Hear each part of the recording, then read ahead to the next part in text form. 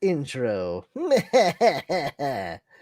to the short intro. Short means like 4 minutes 32 seconds. He shaves 28 seconds off the whole thing. Welcome to the short intro, bitch. I'm your intro now, Nancy.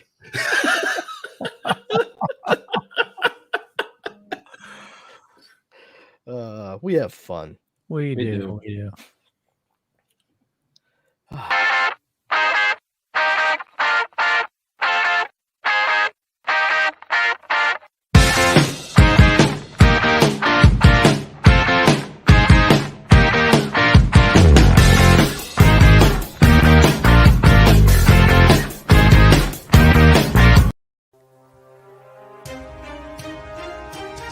The Dorkening and all affiliated shows are not intended for anyone under the age of 18.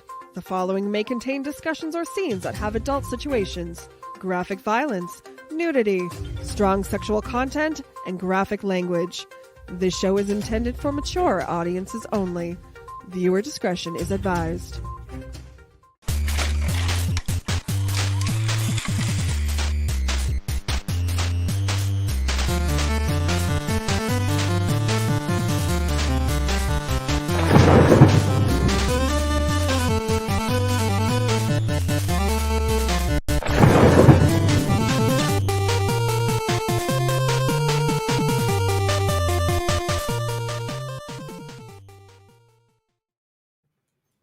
Everyone thinks because you're a zombie, you don't know good coffee. Well, they're wrong. There's only one brew that gets my seal of approval. Deadly Grounds coffee is my guilty pleasure. The aroma is so intoxicating. It brings all of my neighbors out of the woodwork. Deadly Grounds coffee. Coffee to die for and zombie approved. It's good to get a little deadly. Use the front door! Oh, they're so disgusting.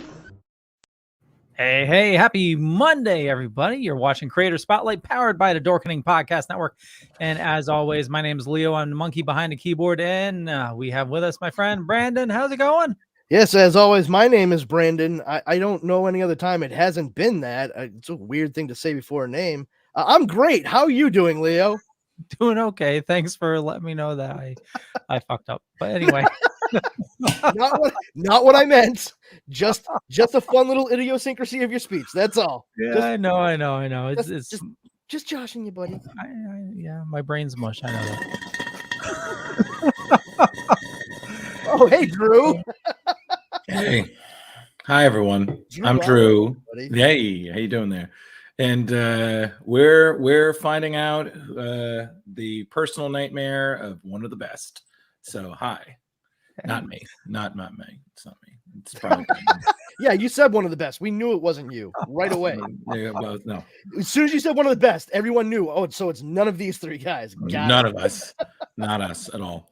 So yeah, so we're waiting for Danny to log on, and it's we're gonna give him a little bit more time, and we apologize for starting a little late, but actors they show up in their own time, so it's the PR guy did say that he has confirmed, so we're just waiting for him to show up.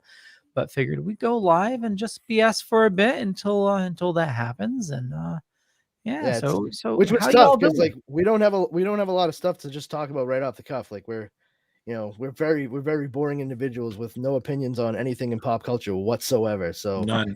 No need to strap in, gang. This is not going to be a bumpy ride. Human wallpaper, everyone. We just lay there and we just decorate. If any one of us were a spice, we'd be cornstarch. So we're not even good enough to be salt. We're just I dream of being salt. If only. My god. Yeah, the original flavor enhancer. Just a little vanilla, but no, we are literally talking about shit that is super bland. We are fucking leaning into this hard, kids. Yeah, could be worse. You could be, keto powder. Just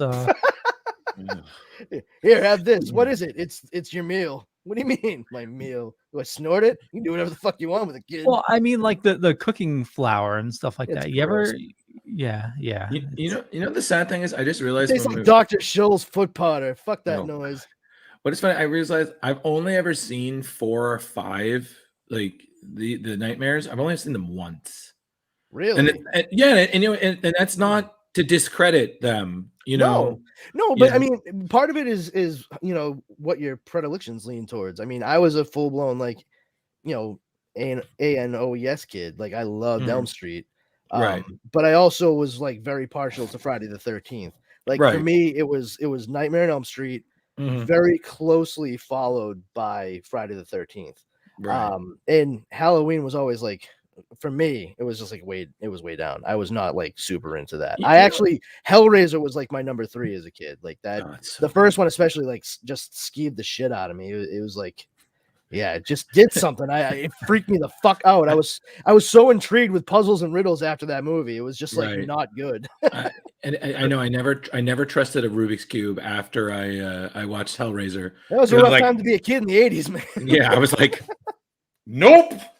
Hey kid, watch this movie. That was horrifying. Yeah. Hey, you want this colored cube to solve? Yeah. No. All right, here. You want this My Buddy to play with? What the fuck is wrong with you? My favorite was when I actually got to meet Doug Bradley because he went to a horror con that me and my girlfriend went to, and I told him, like, I was like, I love Hellraiser, like, and I he's very British, very very precise, and he's like, oh, thank you, and it's just got that very dry thing, but it's so funny because I always used to say when I meet celebrities, I somehow can leave with a decent impression of them. So my favorite is when someone is crying, like the inner pinhead in me is just like, no tears. It's a waste of good suffering. Just, or it's like, especially if see someone playing with the Rubik's Cube, like they come in the room, you open the box, we came. Just that reverence. And if you open it one more time, I could come again. I'm done with you. KR Tooley says, KR Tooley says, hello, people, and says 1972 Tales of the Crypt, Vincent Price. Well, very nice and very bold of you to assume that we're people, but thank you. But listen, Vincent Price in anything is always good. I mean, listen, that man was in the 13 Ghosts of Scooby-Doo, and I'm still dealing with. I was like, how the hell did he do this? That man sold art at Sears. Vincent Price's Easter eggs. Yeah, but then again, Orson Welles was what is it, Unicron? So anything's possible. He was a big old nerd anyway. I mean, why do you think he was super into War of the Worlds to begin with? You know what I mean? It makes perfect sense to me. We're like, Orson Welles is the voice of Unicron. It's like, you know what? That dude watched Transformers. I almost guarantee it. I would not doubt it for a second. So did you guys know about Vincent Price and Sears? Did he like to buy his ties from there? I don't know. Okay, No, I don't. Actually, hold on one second. I'm just getting the correct artist name. So back in the olden days, he used to sell art from Sears, including Rembrandt, Chagall, Picasso, Whistler. What?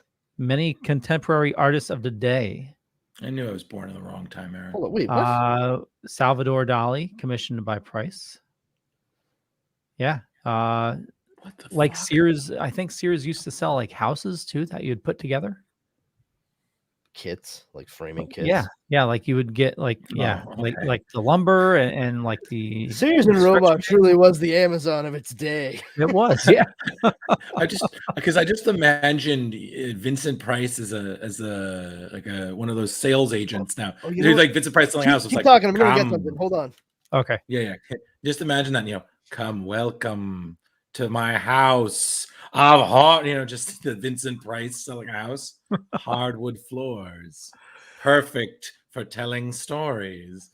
But it's funny because so hold on real quick. Go ahead. We were talking about Sears. Are we still talking about Sears? Well, I was talking about. I don't know if the subject changed in the 5 seconds I was away, guys. It's rapid fire up in this bitch. All I was saying is that Vincent Price as a sales agent for houses would be the worst thing ever. Yeah. Can you imagine him selling? It's like these hardwood floors, which are good for burying bodies under. Please, I need this commission. so right here, this is. I'm not trying to plug anything. Oh, Oh, okay. Yeah, I was just bringing up Wow. an Wow. ad for Vincent Price collection. He's a Wow. handsome dude. Sears. Holy shit. Yeah. Wow. Dude had some talent for painting other people's stuff, man. Good for him. Oh no. He Oh, he just sold it. Oh, sold okay. it. He sold it. Oh, I'm sorry. I thought they were like commissioned copies or whatever. No, Okay, No. They approached him because I guess he was an art collector. Of course he was. Yeah. Jesus, Mary and Joseph, So and all what were this you going to stuff show and there, different- Brandon? So this I don't have a keychain. I use this I don't want to plug anything. This very smart key holder. I'll say it like that. But this right here, this little metal dealer you see on top, I put on. It should go on a keychain. And this is actually from Sears and Roebuck back in the 50s and 60s. It's a Craftsman screwdriver. See how it has different sizes? Oh, nice. All right. And since it's a Craftsman lifetime warranty. Yes, but that's one of the coolest things about it is like you can see it, you can see the old Sears Craftsman. Let me see if I can get it's too come on, focus. Do your thing. Thing ring, do your thing. Well, anyway, it says it has like the Sears Craftsman, the greatest name in tools thing, all in like the old Sears and Roebuck logo on it. It's pretty cool. I got this. My dad had like fucking 10 of these things. He was just like, "Here, have one." Chucking at me and my brother like they were fucking gold coins, like that you get in an Easter basket or something. Like, "Oh, cool, Dad. What am I gonna do with this? Put on your keychain, stupid." Oh yeah, I guess that's what the little hole in it is for. Good call, pops. There you go. KR Tooley says turned 60 yesterday. Happy birthday! Happy birthday to you. Happy birthday. 60. Happy Good job. Birthday. Happy belly button day. Yeah. But I had a birthday once. I thought you just appeared randomly. Well, I mean, birth, hatching, whatever. Yeah. Tomato, tomato. Yeah, I just imagine, most people in my life that just kind of appeared like giants. They're not born, they're just there. Like Mork from Mork. Just I know everybody. I thought he came from an egg. That's why I said I was hatched. Oh. Yeah, it's a very, very sour egg. I think it's rotten. KR Tooley says, danger, Will Robinson. Sorry, I couldn't help it. Back in the day, it was guaranteed to not break. Made in America. God bless. Yeah, that's enough out of you, you nickel-plated nitwit. That's go Dr. Smith on him. Oh yeah, Dr. Smith, father. Yes, Dr. Smith, mother. Yes, that does not compute. That does not compute. Oh, shut up, you insufferable bag of bolts. You iron cord imbecile. Did you guys watch the reboot on Netflix? I've not seen it yet. No, it's really good. That's what I've heard. I've heard very good things. I think I might have added it recently to my stuff to watch on it. It's short seasons, and the third and final season is airing soon, I believe. Yeah, that's what caught my attention. I was like, oh, it's going to end. That makes it much more likely that I'm going to watch it sooner rather than later. But Leo, I see the same thing anytime on Splash Pages we talk about this. If someone wants to pay me to watch all of these shows, I'll do it. In the meantime, I can't. I know. Yeah, fair enough. Not for nothing too, but I mean, you'd get like 3 weeks into that job being paid for it, and you'd be like, I would much rather work somewhere else now. This is enough. I don't want this anymore. It'd be like Clockwork Orange with the exactly. You'd be like Alex DeLarge. Oh my God. Oh me Jugs. Somebody shut it off. This is quite enough. What was the world like outside? Fuck that noise. Yeah, you'd make it like 3 weeks in, and you'd be like, just give me another job or open a window so I can jump out it. Either way, this pain has to stop. Exactly. Switch to commercial. Switch to commercial, please. This is real life, dude. Is it? Is it? Okay, so I always have a story about something, but oh really, Snake Man? Wonderful. Yeah. Okay, so another lifetime ago, I worked for I worked in a server room. Where basically my job was to just be at the ready when servers needed issues. Like, you ever watch Silicon Valley and you got that, Yep. You know, the dude that was like in the server room and he was like really awkward. Yes. Is that the one with the ponytail in the basement? Yeah. Yep. Yeah. Okay. Basically me. Yeah, first time I spoke to you, I was like, wow, this is exactly like that dude from Silicon Valley. Well, no, I worked there for had to be about 2 years behind a big like security door, locked in all by myself, day in, day out. Cozy. It just the hum of the machines constantly just Did you start sympathizing with Jack from The Shining? All work and no play make Leo a dull boy. Were you like mainlining coffee just to stay awake? All that white noise around you. Just... yeah, kind of, but it was it really fucks with you when I left that job and got to a job where I actually worked around people. There was an adjustment time because it was like I was uncivilized, just uncouth. You had no filter. Yeah. People walk by and be like, you look really stupid. I don't even know if I want to talk to you. I'm like, excuse me? I'm like, oh, sorry. I need to, I'm redeveloping my inner monologue. My apologies. Just ignore me for the next week. Right. Try to forget anything you hear me say to you. Leo, you're like the tall, awkward guy from Grandma's Boy. You just talk in a robot voice. Oh my God. That's just... yeah, but it was I definitely learned a lot with that job. But yeah, my next job, I definitely got the chance to fuck with a lot of people. So that's cool. So Leo, is that hell for you? Is that like rock bottom? Is that like if you died and went to hell, that's where you'd be back behind the door? Oh yeah. It's like no, not this again. I swear the owner was testing me because when I first started working there, one of the servers got hacked and like it was like sucking all our bandwidth, and he just left me to like fix it, and I was like, I was new on the job, I didn't know what I was doing, and 4 days later I finally fixed it. It was just wow, you jumped from A to B on that real quick, and then 4 days later I somehow fixed it. It was how that goes. Well, it turned out to be he got in through one of our Mac servers. Yeah, and I don't know what he was doing. I don't know if they were running DDoS attacks or something like that from there. But yeah, it was fun times. But the job after that, and I know for those of you just tuning in, we're waiting for Danny Hassel. Caratuli says, "How about Quantum Leap and the X-Files? Love those shows." But just real quick for fucking with people at my job afterwards. So we had it was working IT, and oh no, well, it was a mixture of things. I did the marketing, but I also did IT, and we had a copy machine downstairs, and I hacked into it So when you watch IT Crowd, do you really sympathize with it? Oh yeah. It's okay. Just... Genius show. Continue. Oh yeah, totally. All right, you hacked into the fucking copier. I hacked into the copier. Okay. And changed the text readout to insert coin. Wonderful. Oh my God, yes. I went downstairs. Apparently there was this old woman that was working sales, and they said she was standing in front of the machine for 20 minutes trying to find where to put a coin. My fucking God, dude. That I'm Leo. Wow. I mean, I don't want to say that was genius, but that was genius. Like I'm proud of you. That's fucking just vile. I you know what? You should have put a jar next to the copier. Right?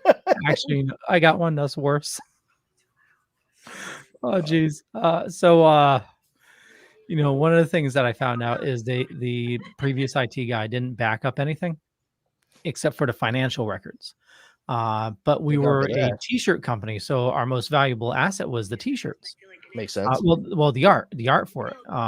So I wanted to make sure everything was backed up. So I built these servers and wrote all these scripts on all the different machines to back up everything every day. And there was this art guy that was a pain in the ass to work with. He was always grumpy and just abysmal to work with. Like you go into the art department, lights are always off. There's like this really, you know how like artists are. Like he's the epitome of what like an artist is. And so to fuck with him, he hated that song Friday. Yeah. So it's already hilarious by Rebecca Black. Yeah. So while I was writing the scripts, I figured out, hey, I can have it automatically play that song randomly. Oh my god! And take over the volume on his Mac so that he couldn't turn it down or stop it. No, I have a good one with that. So I was shooting a horror film with some friends in 2011. It was great. It's not on YouTube anymore. You would have loved it. It was actually really funny. And I had a friend of mine who was in the film with, and we're both How I Met Your Mother fans. And we were driving up there, and it's like deep in Long Island, like past Lake Ronkonkoma. And you know, in the show, the 500 miles is a big thing because that's what Marshall and Ted listen to in the road trip. So I put it on a CD and I put it like 20 times. So we kept listening to it over and over and over again. So we got to about 7, which is like, okay, fine. But then through the entire shoot, I kept playing it at random times. And eventually it came to a point where she actually got mad at me. She was like, okay, I'm done.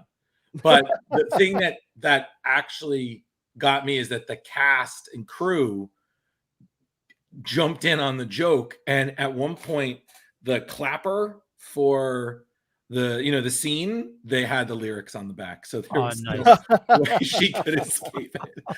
And I was just I was so proud of that. We're still laughing about it now, but she was just like, I was still gonna kill you, and I'm like, I still have no regrets. Like no regrets. No regrets. Like it was pretty perfect. So I'm actually seeing her next weekend, and I was like, I'll make her a mixtape. She's like, don't you dare. And I'm like, oh no.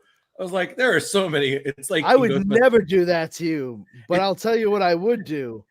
I would walk 500 miles and I would walk 500 more.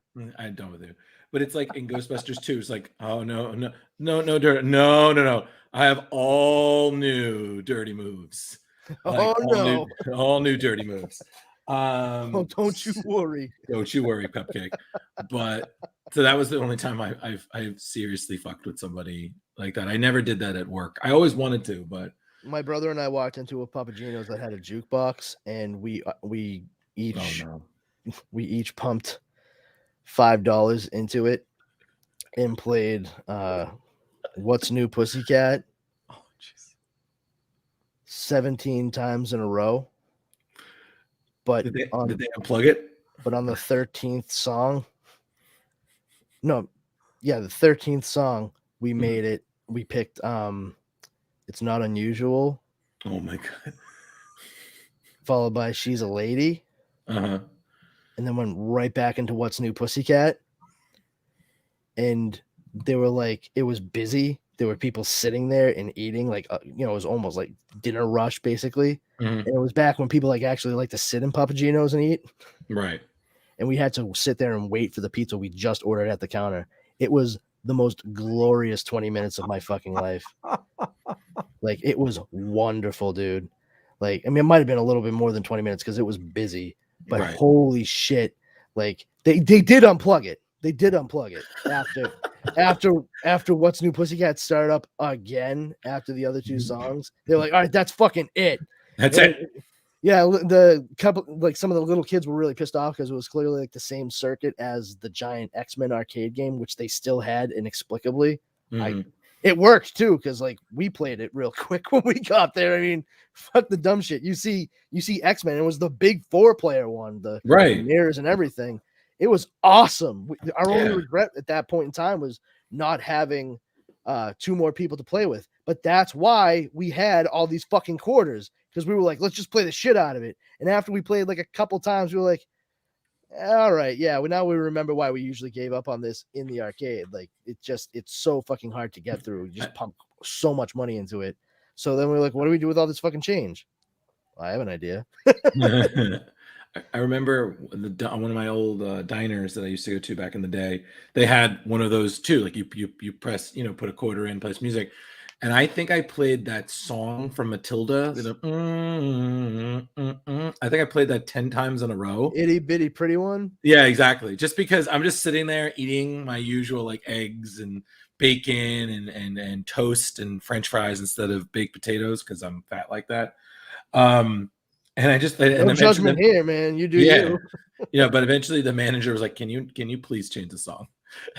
And I was just like, "Sir, don't diminish this for me." I would just be like, I think anybody can do anything they put their mind to, man. Yeah, I can. Doesn't mean I will. Exactly. And then I was just like, let me find something else that's really obnoxious. You could have been even more. You were like, oh, I'm sorry. Am I not a customer? I thought the customer was always right. And right now, the right thing to do is listen to this song 7 more times. But it was, but that we just heard Itty Bitty Pretty One, preceded by the hit Itty Bitty Pretty One. But coming up next, we have a fun little song where a British guy might want to hold the hand of a girl he loves. Itty Bitty Pretty One. Perfect. But no, that. KR Tooley says that was like in James Bond movie. They played that song or something, or maybe it was Shaggy. It wasn't him. She saw me dancing on the sofa. Thank you. See, he got it. I see. This guy got it. Yeah. I always get weird with the pointing. I'm like, I was like, God damn it. He went that way. That way. I don't know. Exit stage left. Even Third Eye Strands. Oh. What? Hey. Holy crap.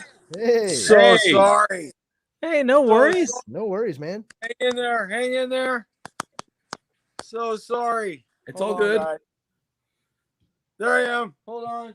Oh boy. Sorry, guys.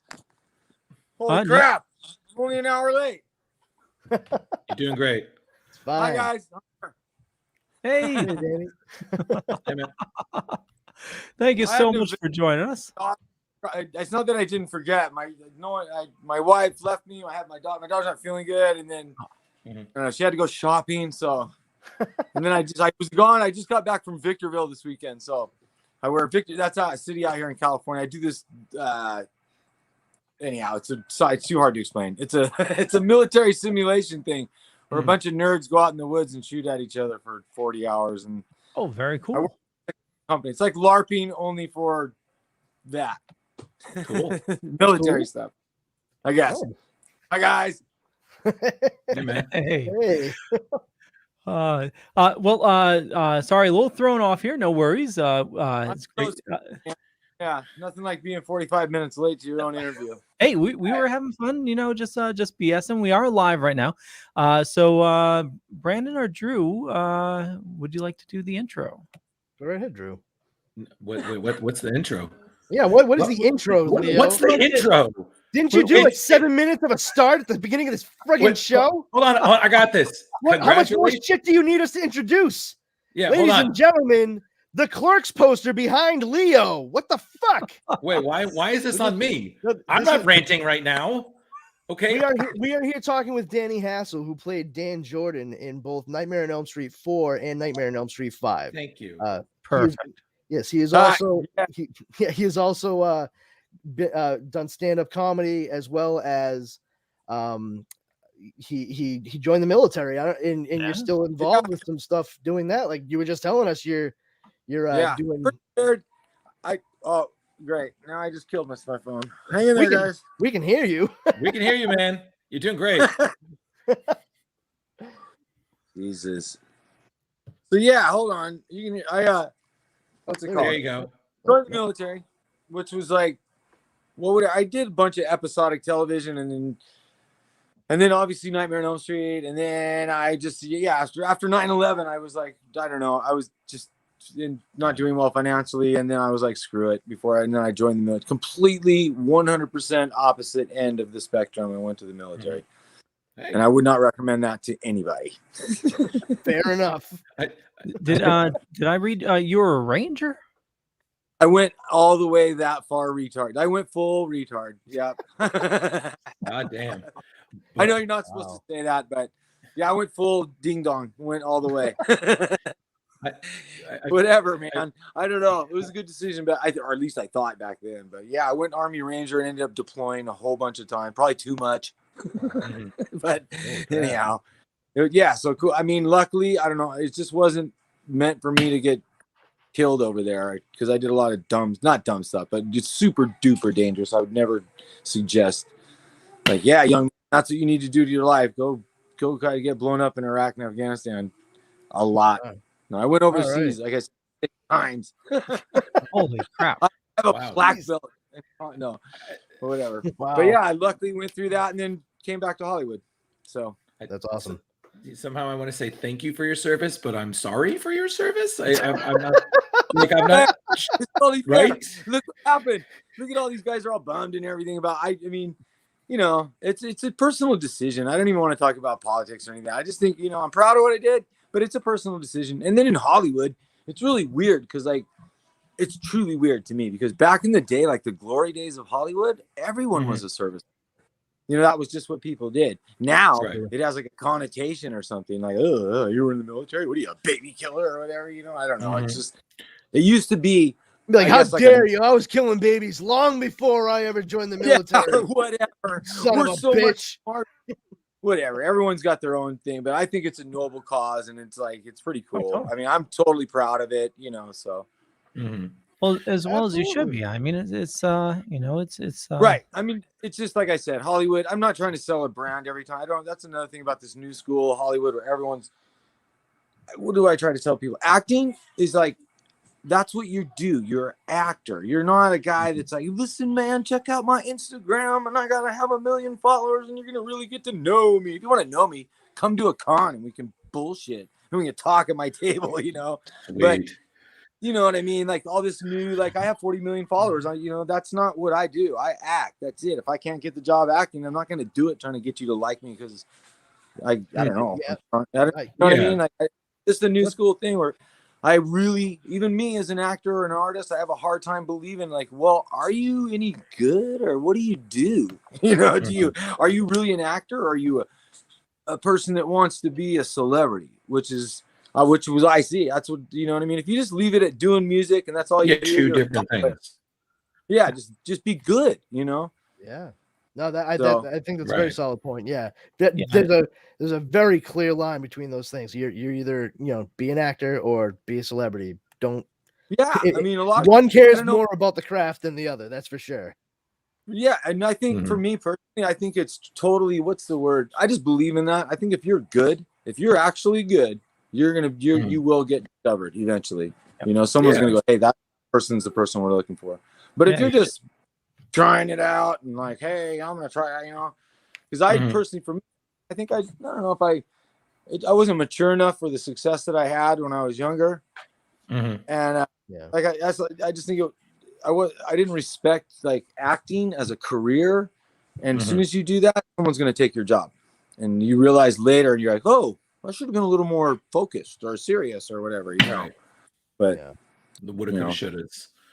Yeah, I'm sure everyone realizes that kind of stuff. But I sure had a blast making Nightmare, you know. Yeah. Sure.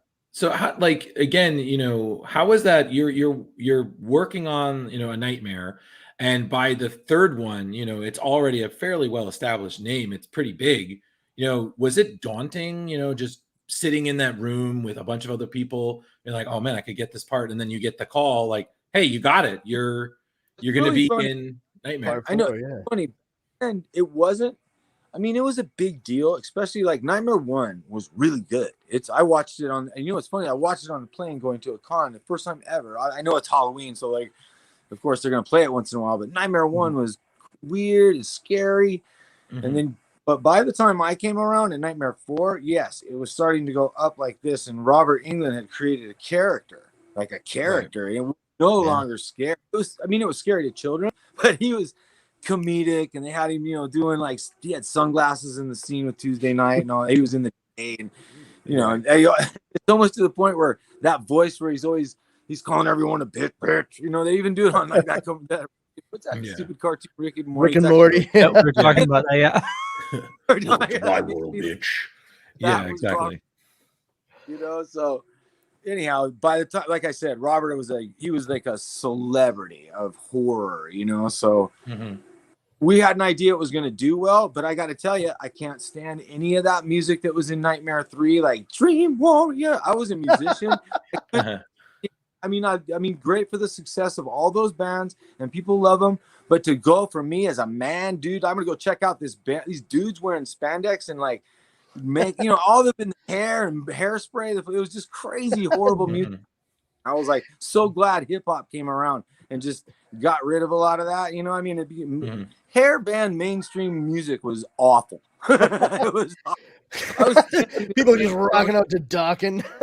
You know what I mean? Yeah. I was standing at the stadium in San Antonio, and they were showing this Dawkins video, and me and this other guy who was a fan, he had a Nightmare shirt on, and we were watching the video, and it was the first time I truly had ever watched it on a jumbo screen. And at the same time, we looked at each other, and we're like, this is awful. This is really bad. And back then, people were like, yeah, this is the best ever. You know, and then there's people today that still got their acid wash and their mullet and whatever, and they're like, that was the best era ever, dude. You know, whatever. No, it's interesting. I agree. I mean, I went to when I was in high school, and that's not. I know. Don't let the beard fool you. That was not as long ago as it would seem. One of my first concerts was a reunion tour of Poison, and it was just a bunch of hair bands. Like, are you kidding me? Is this right? You had to roll, dude. Don't get me wrong. Like they played like a couple of like okay songs. Don't get me wrong, dude. But holy shit. Holy shit, dude. Like the people that were there. I was like, what year is it? They're the best. You're like, it's embarrassing. I remember, it's truly embarrassing. And everyone had like tiger stripe leopard skin spandex on. And you're like, what in the F is going on, dude? Boots, metal belts with spikes on them, and like full on makeup. You know what I mean? Hair out to hair. That was just the guys. Dudes are bald now, and they didn't even have afros. They just had Aquanet teased out crazy hair, man. Like, and that's what was saying. Like, that was the soundtrack for Nightmare 3. So personally, I was like, that was awful. I don't want to be involved. And then our soundtrack is actually really badass. But all the good songs aren't really on the soundtrack. It's so weird. Nightmare 4 has like Billy Idol, Sinead O'Connor, and I think some hip hop or rap guys that were new or something. And then the soundtrack's got, and Tuesday Night did a song. She's an artist. And whatever. The soundtrack's got like 2 songs on it. But I don't know. Oh, Bananarama. Song you still hear on alternative. I'll give you something, give you $100 bills. I hear that on every alternative radio station that's like around the nation. I'm like, hey, I'm in that movie or whatever. But it's a great song. Yeah, the soundtrack for 4 was I actually like it, and it's because it's not hair bands going whatever. That had to have been a relief at least. Then like once you got through, it'd be like okay, like at least this is gonna sound a hell of a lot better than that shit. I knew it was. That's why people call us the MJ. I mean, we were hip. Number 4 was hip. You know what I mean? I really dug 4 and 5, man. Like I think 5 is so underrated, bro. It's so bad because 5 is actually super underrated. The problem, what I think, by then they had Freddie lunch pails and Freddie. You know what I mean? Like, look at my Freddie hoodie. And so people are like. I'm not to bring up Beyonce, but I remember one time she was doing an interview, and it was like Beyonce had like 15 songs on the charts, and and she's like, I think I'm going to take a break, and this comedian was like, well, please do take a break, because you know what I mean. And for the night, I wish someone would have told him take a break, take like a year off, and then because they were just. But I mean. When people start making money off something, they just go for the throat. Yeah, they kept that well clean. They bled it out. They bled the whole Robert thing. The whole I think, you know what I mean? They just went all the way to couldn't they get flooded away the market. They flooded the market. Well, any good series, right. That's what you're right. It's inevitable. Yeah, I was a kid when it came to like 5 and then Freddy's Dead coming out. So like I watched all of those as a kid, and I was saying earlier, like I always loved how you could break the series up, and it was the Nancy Thompson story for the first 3 because the second one was her house, and that's why it became a possession story. But then it becomes Alice's story in 4 and 5, and it's like a passing of the torch altogether. And you can look at it how one is connected to the other through the character of Kirsten, Play by Tuesday Night in part 4, and how it finishes like very well in 5. And you had like one of the best deaths I had seen in the entire series. I might, here's what people who don't watch them, because they became so popular that if you tell a hardcore horror fan, they're gonna think, well, this is kind of corny. I go, well, you have to watch for continuity, like you said. If you watch 3, 4, 5, watch 3, 4, 5, and then watch 1 by itself. If you watch 3, 4, 5, they do actually have a little bit of continuity, like you were saying. They kind of go to. Yeah. If you start watching just Ando, if you watch like what's happening, you know what I mean? Like, really? Right. I always liked that though, because like you could break it up into like these two chapters that were connected. No, like, totally true. But then you get to part 6, and exactly what you were talking about, it just goes full cartoon. Right. You're like, what happened to this movie? Right. Or I don't know. It just doesn't. You guys were the last cool one, honestly. No, I'm not saying that because I'm in them, but I totally agree. You know what I mean? And I can make fun of, even if I was in number 3, I'd still make fun of it, man. I think but it has a lot of parts that people remember, you know, like the needles and like the hands, or I can't remember the one scene I'm talking about, the needle fingers, you know? Yeah. But I mean, there's a lot of stuff from 5 too. I mean, for Christ's sake, I own a Super Freddy sweatshirt.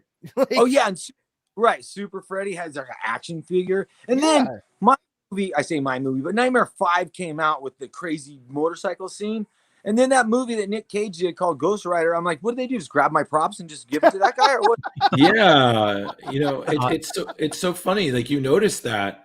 I was like, do I get a check or how's this work? You know what I mean? So, and it's funny because someone just asked, do you have any opinions about how your scene was cut? Your motorcycle, I guess, scene was cut. Well, you know, there's 2 European versions. There's the European version and the American version. And this is how crazy it was. A horror film in that era, which was just, you know, they were slasher films, whatever. But it was super and crazy tech. We figured it out on the fly. We put these wires on my arms, wrapped it around, and then, you know, dressed it, and then had like blood in there and all this cool stuff. And then on action, each guys that are out, there's like 4 different dudes holding each individual wire. And then on action, they would pull it, you know, and pull the whole wire. So it would unwrap around my arm and then came completely out and go on the floor. So they go back into, you know, the dailies that they look at, and they rolled that film backwards, you know, whatever, exposed it backwards. And then when they ran it, so now it's basically going backwards. The wire is looking there, and then it gets up. It looks like it gets up by itself and penetrates my skin. And everybody was like, and it was, I think the first one was in black and white because they were just trying to see if it worked. And when they did that, everybody was like, "Wow, yeah!" There's not even sound, you know. It was like, I was just watching because I don't really watch dailies, but so anyhow, that happened, and everyone thumbs up, let's do it again. And now I was so into it. So we did it. We did it on my leg. We did it on my arms, and then the ones in the face didn't really work because it just didn't work. So, but the ones on the arm work. Anyhow, to get back to what you're saying, so they cut the film when the wire went into my fake skin, you know, when it penetrated my skin, that was too graphic. They said, nope, X rating. Also the leg, same thing.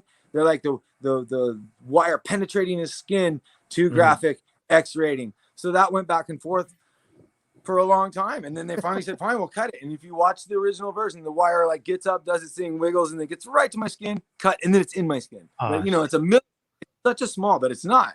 It's a whole bunch of frames, but it's, you know, like, yeah, you don't actually see any penetration, but you don't. I was telling them that's the version I grew up watching. I didn't know that it was cut.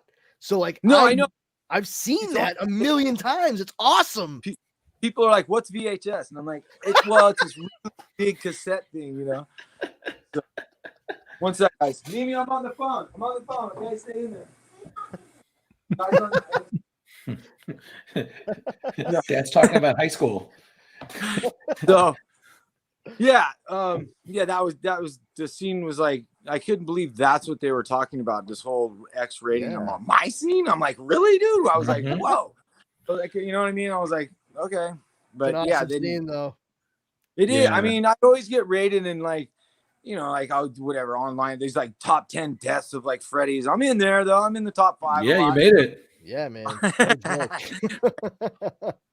I gotta tell a story. When number 4 was number 1, I don't know how many weeks, a lot. Okay. A lot, like the whole summer, let's say 14. I'm probably making an exaggeration, but it's not. It made more than any independent film, not just a horror film. It had grossed more than any independent film company had ever done. Just blew people out of the water.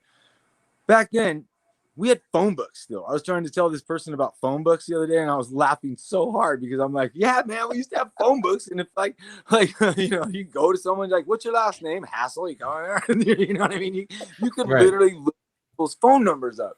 You know what I mean? They delivered phone books. And I go, so when that movie came out, I hadn't bothered to change my number yet because I didn't realize that it was going to explode onto the scene, right?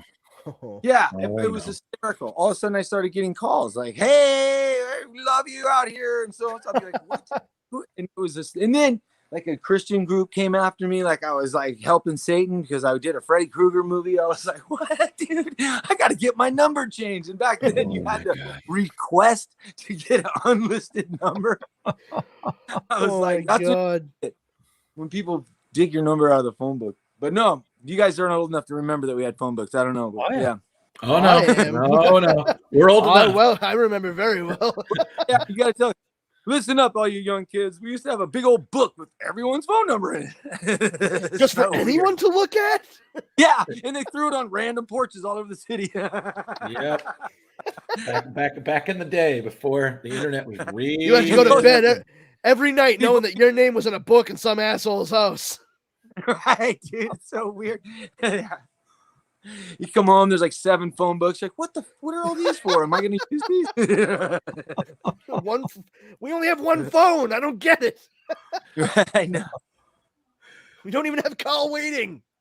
Right. So anyhow, man. So yeah, I'm glad we're doing cons again. I'm glad like a younger generation is like discovered Nightmare on Elm Street. That's what's crazy. You see 20-somethings that are like, they love it.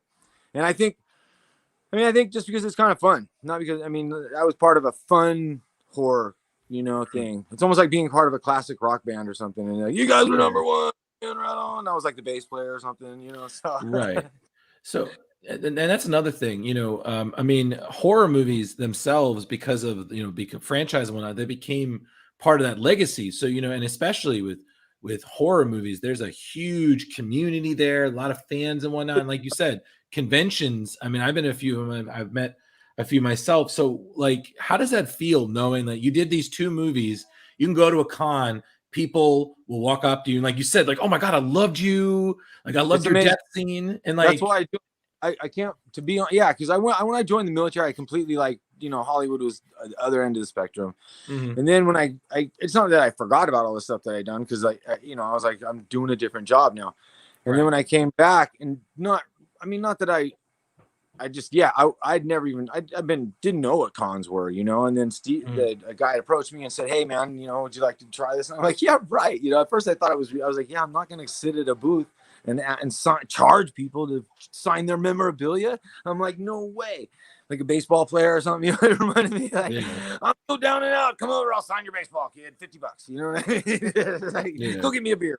All right, so no, I'm just kidding. But it seemed a little, I don't even know the right adjective, ostentatious. I don't even know if I can use the right adjective. Just very presumptuous, or like, yeah, of course I'll do that. I'll charge people $40. But then, so I go to my first con and I realized that, oh, I'm part of, like, you just remind me, I am part of a big deal. And it kind of was so then I upped my price. No, right. Dude, I went to cons and I was like, I got in trouble because I was like, well, what do you got? Give me 10. You know what I mean? There's like a set price, and you could see people that like, they're like, oh man, should I get a picture or should we have groceries this week or whatever? I was like, are you kidding me? Go, I'm signing that thing for you, dude. I'm just happy you know what movie I'm in, man. No, it's like it's a good feeling to be, not because it makes you feel good, that people enjoyed that movie that we did back then. And that way, you don't have to explain to people who you are. Like, who's this guy? Right. Also, the horror community is just the friggin' nicest group of people ever. And we've had this discussion on the show before. Groups they're from amazing. Yeah, I mean, and it's different from like a Comic-Con. It's Comic-Con, and the horror community is like every type of person, and because I think they're who they are as far as a community, so everyone's accepted. There's no like vibey thing. It's just all about, you dig this genre, Me Too, and then go to these things. And what's weird about cons is they to me they seem like it's going to be a concert, or and concert never really happens, but everyone just mingles around and talks stories about filming, and then you get to see the celebrities. Because I just did one with the Warriors, and I'm a huge fan of that movie, and so I was starstruck because I'm sitting there looking at all those guys from the Warriors who I'd met before. Did a series with Michael Beck, the Swan, who played the character of Swan. Yeah, I've met him. He's great. I'm just sitting there looking at them, going, "Man, that movie! I watched that movie endless. I mean, endless. I don't know why I was so into it, but I certainly was. But so yeah, cool, man. The Warriors, man, come on, they come out and play. Yeah, what a cool movie. He then wants to know, do you keep in touch with Lisa Wilcox? Oh yeah. I mean, I don't want to give any spoilers, but we might be I might be having a small part in a movie where I play like her. She's like the main character of this movie they're doing. And I may have like kissed enough butt that I might get in there and get a role in it. No, I'm just kidding. But yeah, I have a small role just, and so it's super cool. Because we spoke actually a month ago. Yeah, man, it's super cool.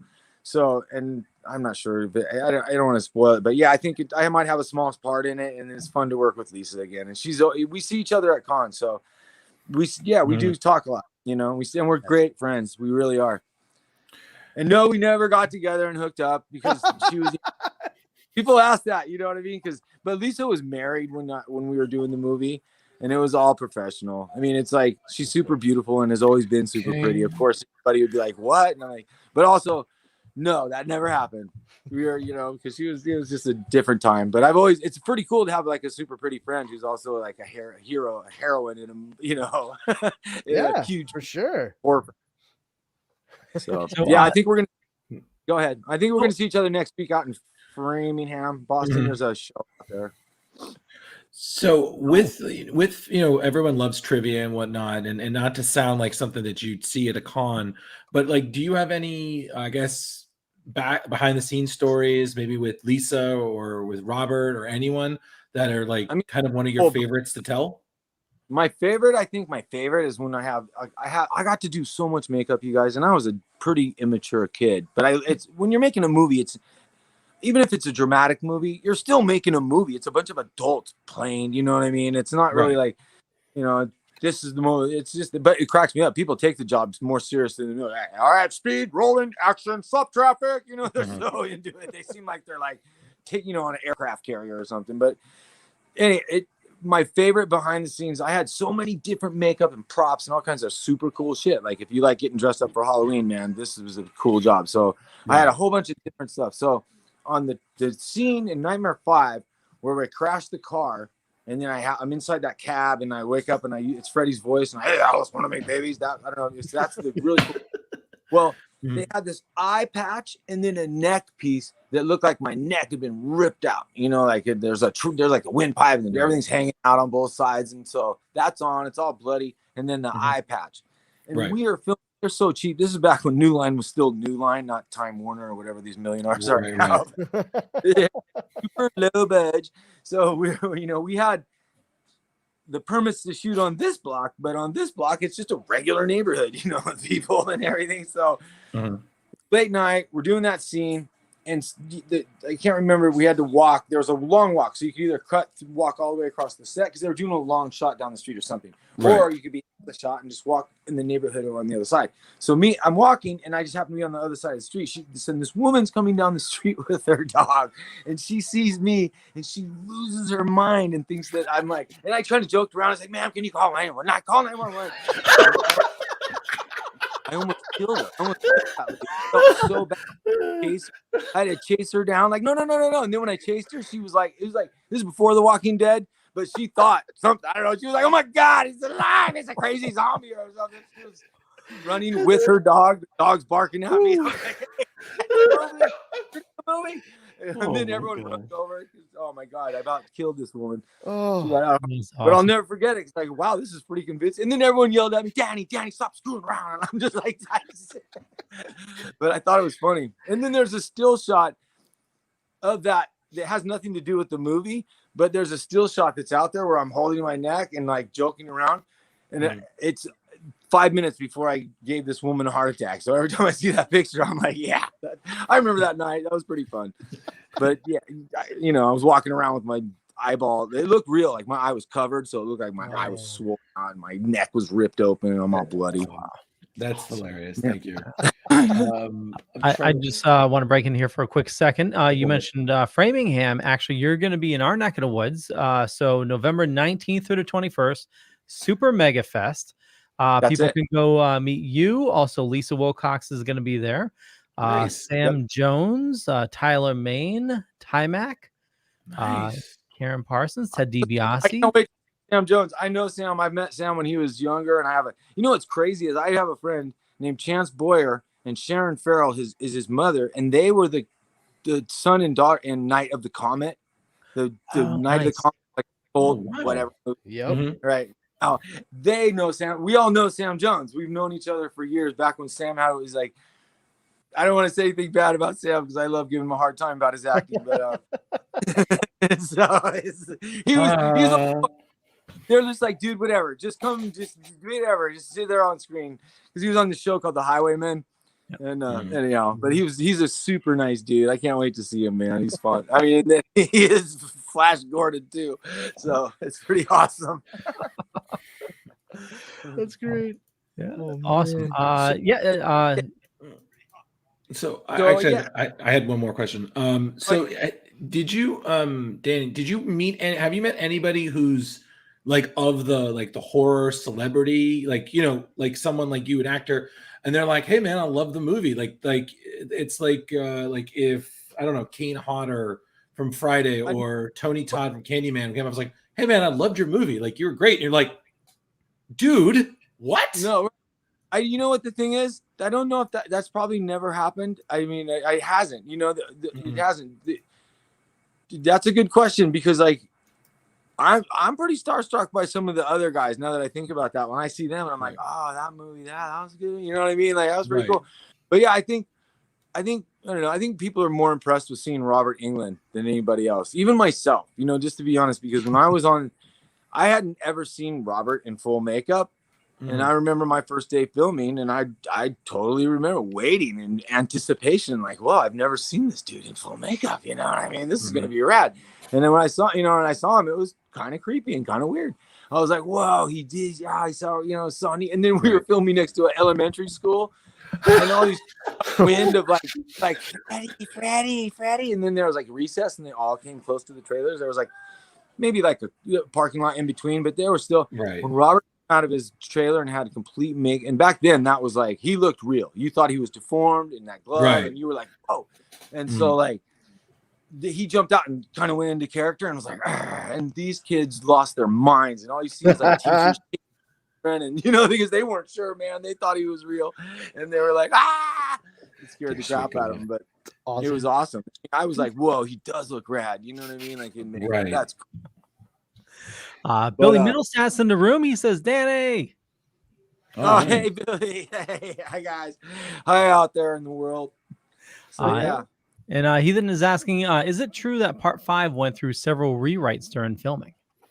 I can't remember. You're absolutely right. I can't remember which one of the movies. I don't know which one, how it was during the strike. But, yeah, they do that a lot. I mean, also when they get a script, they get an idea. And then I think, what's it called? Practicality, like what can we film, you know what I mean? So yeah, I remember like even both of the movies, you have like rewrites, they call it, and then your pages colors will change. Like if they start out all white, and then they'll get rewrites, and all the rewrites are the green pages now, and then pretty soon your thing looks like a rainbow by the end because you have all these rewrites, and you're like, but oh, hang on, guys. That was perfectly timed. I know, seriously. Yeah, I was just like, I was like, whoa. I know about you guys, but I need to change my pants now. Yeah, that was well timed, Dan. Like, I was just like, you're doing your thing and you just hear a scream. I'm like, oh my God, he's got a good budget over there. Hang on, my daughter's doing this. Hold on, guys. It's all good.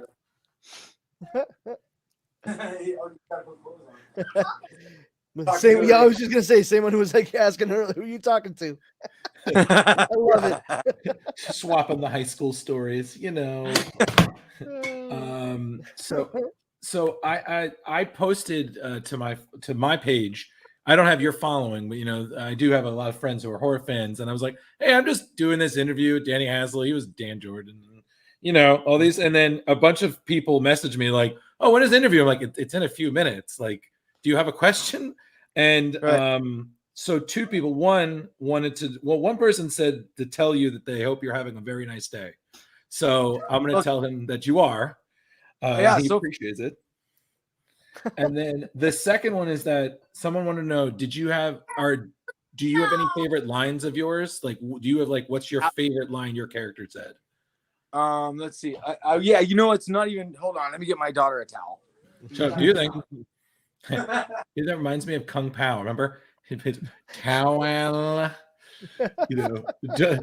Don't stop hitting me till I dramatically throw you to the floor and ask for a towel. Jeez. I'm gonna jump in the way back machine for that one, pal. Yeah, it's the story of my life. No, the funniest thing is, what the part is in part 4 where they do this the scene where she, what's it called? She loops. It loops around. Then I come running from the diner. There's a diner, and then I go, and she's like, "Oh, don't worry, I'm driving." And then I say the line in all seriousness. I say it. I go, "Haven't we done this before?" And everyone laughs in the movie theater. Like I go, And when I was doing the scene, I wasn't trying to be funny. I was like, "Haven't we done this before?" It was like, and then it came off like kind of dopey comedic, and it worked. And then every time it erupted into laughter. So now, it was pretty fun. Well, it's okay. We understand. You are a major league hunk, as the film. Yeah, it doesn't have to be smart. The intelligence has no. Yeah, just stand there, dude. So yeah, it worked. So Billy Middlestead said that was his favorite part in the movie. Haven't we done this before? Yeah, I know. It still gets a laugh. And then they spent millions of dollars, but they did on all these effects, and that effect was now the dog's chewing on the toy. Oh no. Oh boy. Right. Do you guys have kids? No, anyhow, not yet. Not a single one of us. Not yet. I got a furry one. Lesson learned, right? No. My wife and I are taking her time. We're good. Everybody's probably. I think for us, our partners are taking care of us. I think that's how that relationship goes. That's a two-way street here. All right. Yeah. My wife keeps on saying I'm a large child anyway. So I've seen your collection, Leo. I've seen your collection. It's true. Did she post that Transformers picture? My God. See, the fact that you just said that is proof. But so I also got to ask. So, Danny, did you because you hear stories of people when they do films and then they're allowed to take props, or sometimes they don't even allow. They just take them and no one just gives a shit. Were you able to sneak a souvenir from the movie, or were they were like, empty your pockets before you go last day? No, know what? To be honest, I screwed up because I could have took, what's it called? My Letterman's jacket, the Dan suit where it covers my whole head. And what was the other thing that I had? Oh, I had a bust of myself that with my arm, it was where I was grabbing the steering wheel and screaming. Oh, wow. I mean, back then, these dudes were so weird. They're like, put a body cast on, when you get the things in your nose and they put the thing over you. They did it to everybody. There's a scene that doesn't require it whatsoever, but I don't care. Put a body cast on them. We'll make them all. Every one of us had it. So four of those things, you know what I mean? Every scene, it was regardless. They're put a body cast on them, And so this one where I was screaming, and I had it for years, and I don't know where it's pretty weird looking. It's like a replica of my upper body, my arm and everything. My face is screaming but I wish I still had that. And the Dan suit, if you go on eBay, I'm pretty sure it's on there right now. They call it the Dan motorcycle suit. Somebody's got it. But yeah, I blew it. Whatever. I had that thing, and then the Letterman's jacket as well, because that stupid. That's not. But it's spring tide, had a name on it. Yeah, the Letterman jacket definitely would have been huge. Yeah, you just show up to a con like that, be like, "Hey, what's going on? This is like a reunion for me." So what I want to do is I'll put the jacket on jeans, and that'll be my wardrobe for the con. Boom. Yeah, people would lose their minds. I guarantee it. There would be people you're wearing the Dan Jordan thing. If you find though that bust, you should bring that to cons and you should charge people $5 to take a photo with you, even when you're not there. Be like, no, it's totally me. Just take a photo, $5. I went. No, I know. The first time I went to a con, it was kind of odd because people are like the big. They say some celebrities are just really odd. They don't want people to talk to them, or they, you know what I mean. It's coldness, and they're just not really good. I don't know. To me, if I wouldn't do cons if I was uncomfortable with shaking hands and talking to people. I'd just be like, why do you do it then? Just sign it, and I don't know. You know, I like talking to people because I learned Robert. If you want to be honest, like Robert Englund is like, you know, he's kind of like the Mick Jagger of horror or whatever, but he's not a dick whatsoever. He's so effing cool to people that I learned from him. I was like, wow, if I'm ever that famous, I'm gonna be cool like that guy, because it just worked. You know, it's just a way nicer, cool way to be. He's just a cool guy. So when I go to cons, like I went to a con, I was gonna tell you, I went to a Flashback Weekend in Chicago, and there was this group that was they called it the Dan Jordan Weekend, and it was hysterical. Every time him, they're like Dan Jordan, and they like say a line or something, and then they played the movie outdoor, like a drive-in where people watch the movie. And every time I come on screen, this one group would just go nuts, and it was almost like they were being funny, but I laughed all weekend. Hysterical that they chose my character to like. It was the Dan Jordan Weekend, you know. That's awesome. No, right? It was pretty funny. That's pretty 80s itself. Like you can just see that band. If it was a hair band called the Dan Jordan Weekend, you'd be like, I want to support this, but I don't. Like, I saw a guy tattoo that has all the Freddy's victims. So I'm actually my character. I mean, there's a million Freddy tattoos, but one guy has a tattoo of like all the victims that Freddy has killed, or some of them, I guess. I don't. That's anyhow. I'm on his arm. Sent me a photo. I go, no way. I was like, that's pretty cool, I guess. You know. That is dope. That's what sick. Weirdo would put you on their arm? You know, this one. Boom. And his arm was pretty big, so I was like, I don't know, dude. You might want to lower it. He's a big guy. So, outstanding. But yeah, man, it's been super. I mean, if you'd have told me 30 years ago or whatever that this movie was going to still have traction after all this time, or whatever you call it, you know, I wouldn't have believed you. And then, like you said, did we know, like, you know, getting Nightmare on Elm Street or being in a horror film back then, because the business was so small compared to what it is now in a way that it wasn't always a career builder. Even if it was successful, it wasn't always, because people are stuck up at the top. I mean, people that make decisions, they don't really give a shit whether you're a good actor or not. They want to see if this thing's going to make money, and that's the nature of the business. So you can't complain about it. But, you know, having a successful horror film to people who are like, oh, those horror films, you know, or what they, you know what I mean? Like, and then look at this horror film and how successful it is. It pretty much built New Line besides others. You know, he had some other successful projects too, but you know, here's the house that Freddie built. I want to say hi. Come and sit down. Here. Okay. Hi, guy. Hello. Hi there. Hi. She's actually seen Nightmare 4. We went, I mean, what is it? This is like 2 years. For Christmas. No, yeah, she's seen like Nightmare. We've seen that too. It's a lot close, of but no. Yeah. No, but she doesn't. Freddy Krueger, you know what I mean? It's still a little creepy, but we had a reunion thing, and we went to the theater in Hollywood where, you know, the Man's Chinese and all that. And this is maybe like right before COVID, and they had a night where they played Nightmare 4, and it sold out. And I was like, man, we still got it. There you go. Proof positive, baby. So how so young lady, when you see your dad on the screen, do you point and like, hey, look, it's dad, but it's not. It's him playing someone else. Did you find that funny? Is that funny when you see me on the big screen? Yeah, she's gonna get shy now. Yeah, that's fine. Probably more weird than funny, I would imagine. Yeah, it's a little weird. I mean, but now she knows. Yeah, like Daddy's movie, the big movies, you know. I'm just looking at myself. That's all I'm doing. Okay, you're just looking at yourself. That's what she's doing. I get that. It's hard for me to not look at myself all the time in this too. I'm beautiful. And I understand people get us confused because they see the hat, and you know, I get called Brandon. That's what does it. And he gets called Drew. So don't worry, we get it. It's the hat. Leo doesn't have this problem because he has glasses. Yeah. So. It's okay. So yeah.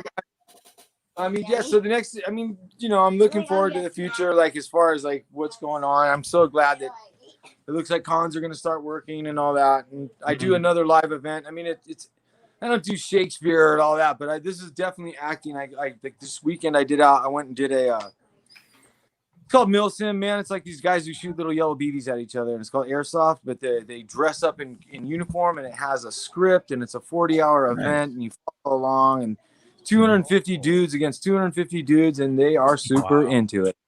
So, you know. Yeah, I've seen some of the videos online of those airsoft battles. It's just insane. So big.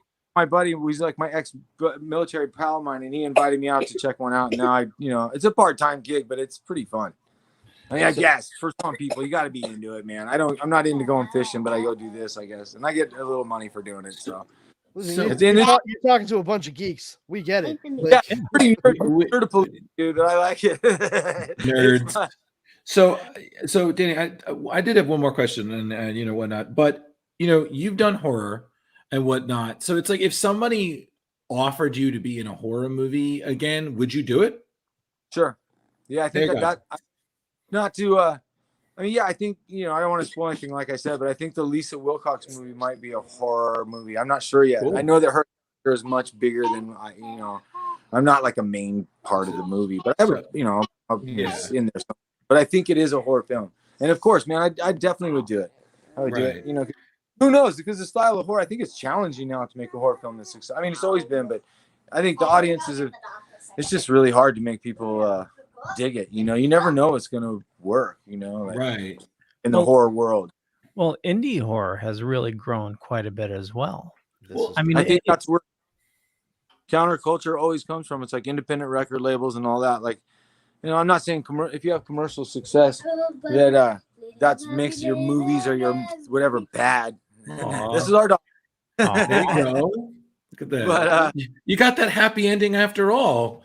Anyhow, what were we gonna say? So yeah, you're right. Independent movies, that's where you probably see a lot of original stuff, original content, and just like music. So and it's also funny because I feel like your character in Nightmare is one of the few that you kind of have a happy ending. At least by the end of 4, you made it. You lived. Like, it's a rare thing. I was shocked, and then. Where's the meat I gave Bella? One sec, babe. I want the meat! I'm on TV right now. Oh boy. So what was I gonna say? Yeah, when I read that my character lived, and then there was wind that we were going to do number 5 because, and that's I was like, no way, they're talking about doing another one already, and of course they didn't even before they said, Danny, would you like to? And I'm like, yes. And they're like, yes. Doing a movie, you know what I mean? I was like, yes, of course, and then when they got the script done, immediately I started seeing where's my death scene. I know I'm like, right? Yeah. I'm not gonna make it past the second movie. I know, right? They know me. I'm like, show up on time. You know what I mean? They're like, oh, this guy's pretty easy. Let's kill him off. And so yeah, right. I got a great death scene out of it, I guess. But for sure. I freaking loved it. It was my favorite. I can't stress that enough. I was talking. I love it. What's it called? That scene is memorable. And then, what am I trying to say? When people don't, obviously I'm older, it's a little long ago, but when people, I start to go, they start to place it, and then they always say, "Wait, were you there when the motorcycle came out?" And I'm like, "Yeah." I was like in an Uber ride one time. This driver was like, "You were the," and I wanted to like hug the Uber driver. I'm like, "It's me, dude. You know it. You know the movie." I was so happy, dude. He's like, "That movie was awesome," and I'm like, "Yeah, it was." We had another question that came in, and I know we got a couple minutes left. So, sorry. What was your personal favorite Elm Street film, and what did you think of the 2010 reboot? I like the reboot. I like the reboot. Okay, again, everyone, I like it because that actor. I don't like the movie as much as I like James or Jackie Earl, whatever his name, right? Yeah. Anyhow, that guy. First of all, the Bad News Bears, and then he was in that Alita movie. He's been in all these movies. He was in The Watchmen. So there's a bunch of movies that guy, because I don't really have favorite actors. I think I have favorite movies, more than I have favorite actors. Yeah. So he's the movies that I still watch and think so it's hard for me to dislike that movie because I like that dude so much. And then I personally know Robert Englund, who was Freddy Krueger for so long. Right. So it's almost like, hey, the Stones got back together, but we got a different Mick Jagger this year, man. It's this new guys. You know, and you're Yeah. It's kind of really go on tour with that? I love that guy too, but I don't know. You know, I mean, that's just I don't know. That's the only way I can explain it. You know, No, that makes sense. I can. No, that's a good analogy. I can. Dig Halen, DeVin, Cigar. No, Right. I like them both. But if I had to rate them, I always joke with people because they ask me, how would you rate the movies? And they go in chronological order. And I was like, well, I'd have to go 4, 5, 4, 5, 4, 5, 4. Obviously. A great answer. But no, man, I just like I said earlier, watch 3, 4, 5, and 1. And then the rest of them, you know what I mean? I don't mean to say it, but you know, people are like, I was in that movie, like I told talking about them personally or something. But right. I'm saying that just so if you have never heard of it. Oh my God, I did meet a person that never heard of Freddy Krueger. And I don't know if she was lying to me or I was like, so you live in a cave or what is happening? Yeah. Whoa, is she Amish on her rum Springer? What the hell? Yeah, seriously. I still think because she was like, I wasn't trying to I just was trying to make conversation, you know? Right. You weren't trying to be rude or condescending. And I wasn't trying to like, well, you know, man, you know, Freddy Krueger? Well, I'm in the movie. I think she was just like, I think she heard like man talking to me. I don't know. Nope. I don't know. Like I don't know. Cause I was like, because I tried to explain to her what I have like 5 part-time jobs and going to being an actor is one of them. And so I was like, well, have you heard of, she's like, people are like, what have you been in? And I'm like, well, have you heard of Freddy Krueger? And I was like, you've never heard of Freddy Krueger? And I swear to God, I'm like, you're the first person on the planet that I've ever met. You should make a documentary about you. You're the only person in this world that's never heard of Freddy. Oh, we found her. We found the one. I found her. Right? I was like, but I mean, other than that woman, I like most of the people I've met. I don't care where, from Afghanistan to San Diego. If you say Freddy Krueger, they're like, oh yeah. You know, they know that movie. So I'm like, it's pretty impressive. Nice. Very cool. Want to remind everybody that you're going to be at Super Mega Fest November 19th through the 21st.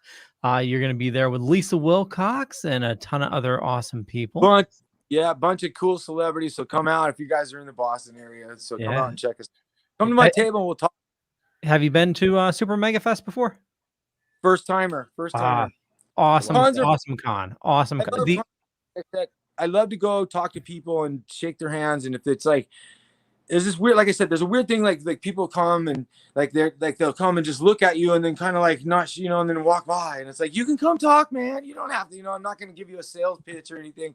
But then like I've seen other celebrities that don't act like Robert Englund and they're kind of jerks or whatever. And I started laughing because it's like, well, I'm going to take it to a whole new level. Like you said, I'm going to start charging people. If you look at me at a con, I'm going to. Hey, we'll get $5 from that asshole. He looked in my direction. I'll give you 2 handlers, not 1, 2, and just keep your eyes open, head on a swivel. If anyone looks, he looked like I swear that was not a glance. He was staring at me. Don't laugh because last Super Mega Fest we went to, Tony Danza was there, and I was getting. Right? We had a photographer for the network, and just because I wanted a professional picture taken, and just the guy having his picture there, his agent came out, was like freaking out. No, you got to pay for the pictures. Yeah, I've seen it. I don't want to talk about a celebrity. I was in Europe and I had the funniest story. Well, it could be offline, but oh my God, I laughed so hard at this dude. He never got out of character.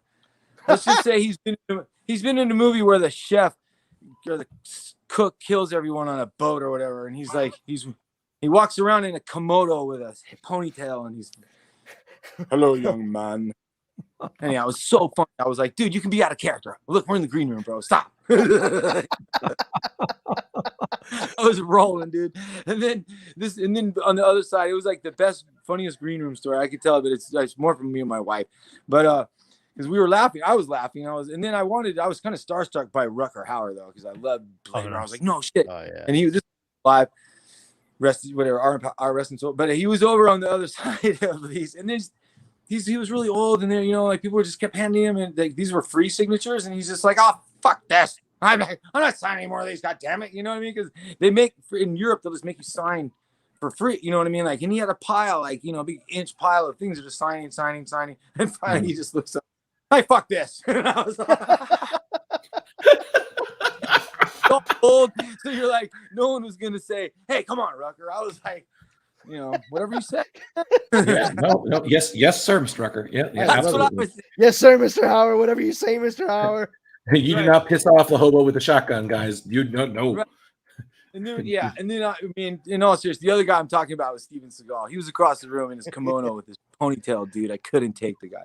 I mean, his wife, this amazing woman. She's totally normal. Her, you know, and that guy. I mean, he's a nice guy. I should give him a chance, but you know. No, she's totally normal. Yeah, that just was great. Just like Steven Seagal, like his wife, totally normal. Like, I think that's a fair description. Threw me for a loop, dude. I was so bummed. Yeah, he had two real police officers on his left and right flanks at all times, you know, because he was going to get jumped, you know, and his Hapkido skills might not.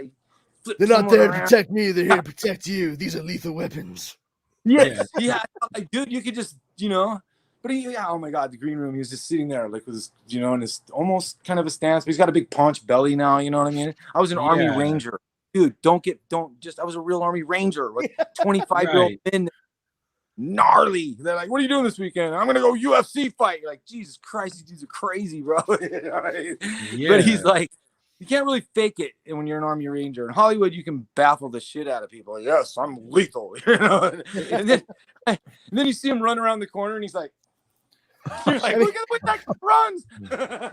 I will say, Steven Seagal is definitely a baffling character. So, spot on. He's also a very funny-looking runner, you know?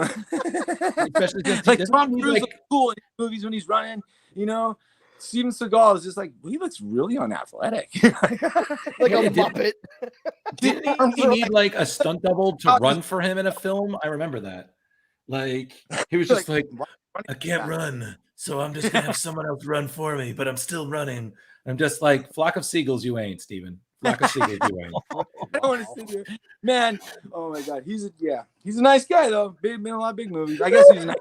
But he never broke character with me. That's why when Rutger Hauer said "fuck this," it totally like took the whole scene to him, and I laughed my ass off because I couldn't take the That was awesome.